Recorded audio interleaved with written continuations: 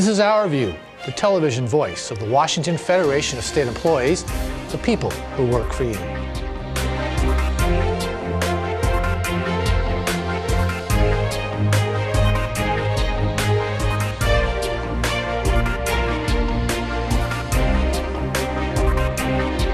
January 2017 brings with it a new session of the Washington State Legislature. The state's tax-paying workers have important issues, as outlined by Joe Kendo of the Washington State Labor Council. So, the 2017 legislature poses quite a few challenges for us as a labor movement, but I don't think we can lose sight of our priorities here, and those priorities are to get state employee contracts funded. Those priorities are to get, the K-12 system funded in a way that is ample, in a way that is constitutional, in a way that satisfies the Supreme Court's correct decision in the McCleary case. And that's going to take revenue. We need legislators that are going to step up and lead and make sure that we reform our upside down and backward revenue system that prevents the state of Washington from providing the services that Washingtonians deserve. Aside from that, we're going to do a lot of work on preserving workers' compensation benefits for injured workers. We are going to do our best to ensure that state agencies like L&I are able to respond to workplace injuries and, better yet, prevent workplace injuries by doing some proactive inspection. We're going to make sure that our immigrant brothers and sisters aren't thrown under the bus. We're going to make sure that they're protected. We're going to make sure that they are able to work with dignity, and through that dignified work, prevent the downward pressure on wages for the rest of us. I think that's going to be a big part of the labor agenda. And we can't lose sight of the important power that the state has to drive wages and job opportunities. And I think there will be a lot to be said about that through the state capital budget, particularly around school construction and the important environmental infrastructure that's going to allow us to respond to runaway climate change, which is something we should all be concerned about. Negotiators reached agreement on a new contract for Washington State employees. What remains is the approval of the state legislature. An important part of this contract is the retention of experienced employees who over the past decade have been leaving for better opportunities. Many necessary state services have been left understaffed. I think this contract is really important for state employees. The economic downturn has hurt everyone in this economy, and state employees for the last 8 years have either had pay cuts, and we just had our first modest pay increase in our last contract, of which most of it for most employees was taken up by healthcare costs or the increased pension cost that happened during that time.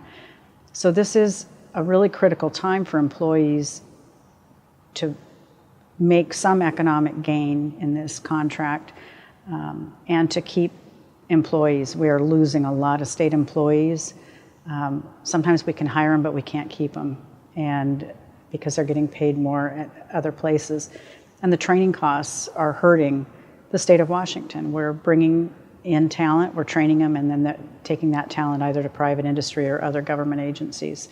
So it's important that we make a step towards compensating our employees so that they can stay and work for the state of Washington.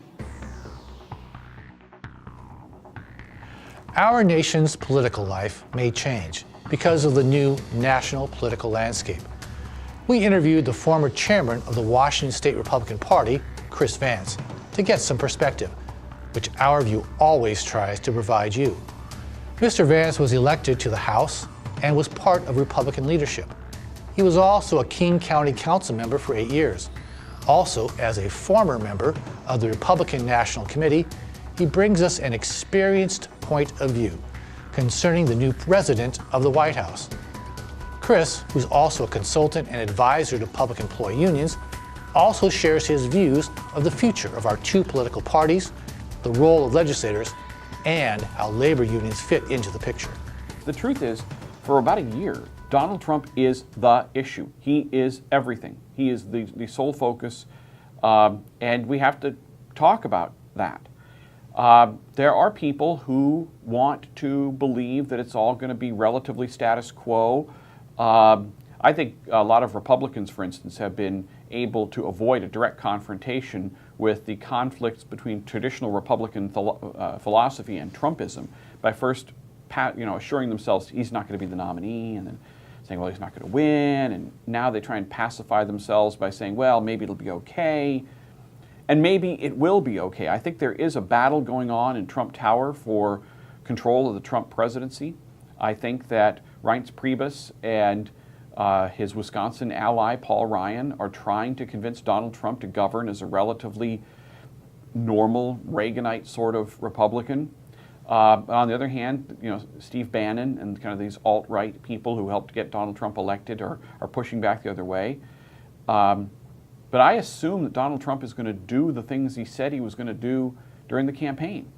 And if he does, then either the Republican Party splits because Donald Trump will be trying to force them to adopt policies that have normally not been Republican policies. So either the Republican Party splits and goes to war with itself, or he completely captures the Republican Party. And on the other hand, the Democrats, I believe, are moving towards becoming the Bernie Sanders party. And if that happens, if you have this populist, white nationalist motivated Republican Party led by Donald Trump and a small s sort of soft socialist party led by Bernie Sanders and people like Pramila Jayapal and Kshama Sawant, I think a yawning gap opens in the center of American politics, and I don't know exactly what that means. I've spent my whole life as a Republican. I am a true believing Reagan Republican, and when I started out, that meant you were a conservative. And now those of us who are still true to Ronald Reagan's views, we're called rhinos and moderates. Yeah, I guess in today's context, I'm a moderate and I'm proud of it. Because you know what, I think, I try to tell other politicians and candidates this, think backwards from the voters. Voters have this crazy idea that they actually want government to help make their life better. They want to make their kids' school better. They want to make their commute to work easier. They want to be able to feed their families and pay their bills and live a good life. It's not all philosophy and these theoretical ideas. It's what are you going to do to help people? And it's about policies that are going to make Americans' lives better. And most of the time, good policy is found in the middle. There are many, many unions that try very hard to be bipartisan and support members of both parties and are there to advocate for their members and for the society as a whole and not necessarily just for one party. Very few things in this life are monolithic. Not all members of any one religion all believe the same thing, and not every Republican believes the same thing. And the labor movement is not monolithic. There are unions that won't even talk to Republicans, but that's not how most public sector unions have never been that way. Most unions represent people who work for the government, have usually tried very hard to be bipartisan. In politics, you never know who's going to be your supporter on one issue and your opposition on another. You never know which party is going to control the majority one year to the next. Here in Olympia, most of my career, the control of the legislature has been very close. And most of my career, Republicans controlled one house or the other, or been really close. So to put all your eggs in one basket is strategically foolish. I mean, today, Republicans control the Senate. If you are a group that is so hostile to Republicans that you can't even get meetings with Republican senators, you're not going to be very effective. So I think it's the right thing to do because, again, I think good public policy is made by a consensus of both parties, but it's also smart politics. You've got to be able to talk to both sides.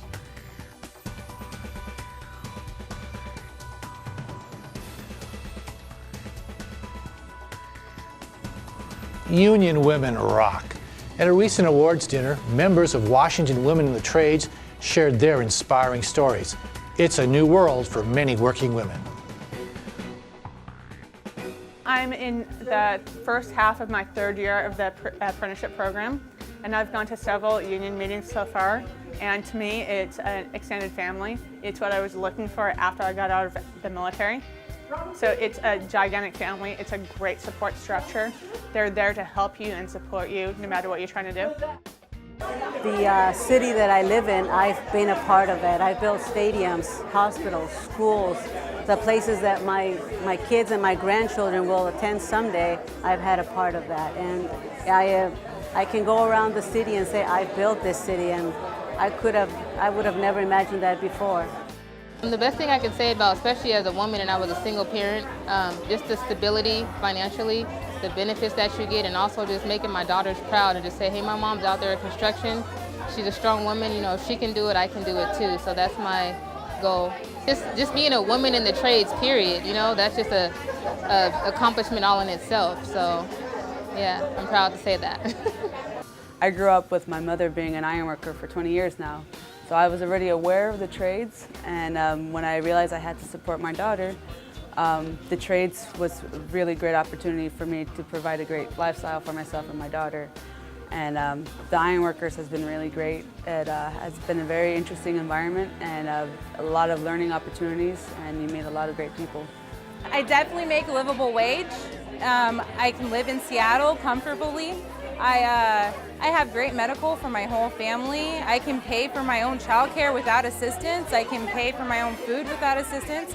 I got taken off Section 8, you know, and I paid for my own full rent. I've recruited a few other people into this, women, because women just don't know. We don't know that this is something we can do until we're told by another woman that this is something you can do, because you look on those job sites and you see men, or you hear about men making this money and you think it's just the men that can do it, and then you realize, yeah, you can do it too. This has been Our View, brought to you by the men and women who work for you, the members of the Washington Federation of State Employees. We remind you, when you accept a paycheck for your hard work, you don't give up your rights. Thank you, and we'll see you again next month.